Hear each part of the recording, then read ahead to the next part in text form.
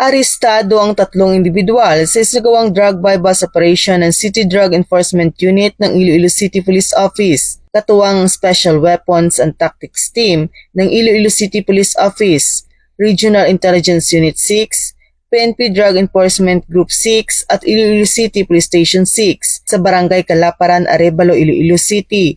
Nito lamang 18 ng Disyembre taong kasalukuyan. Kinilala ang mga naarestong suspect na sina alias Agi, alias Gail at alias Madonna. Na-recover sa nasabing operasyon ang 5 transparent plastic sachet at 9 na not-tied transparent plastic na naglalaman ng hinihinalang shabu na may kabuuang timbang ng humigit kumulang 700 gramo na may estimated standard drug price na nagkakahalaga ng 4,760,000 pesos. Ang mga sospek ay kasalukuyang nasa kusudian na ng pulisya para sa kaukulang dokumentasyon at sasampahan ng kasong paglabag sa Republic Act 9165 o ang Comprehensive Dangerous Drugs Act of 2002.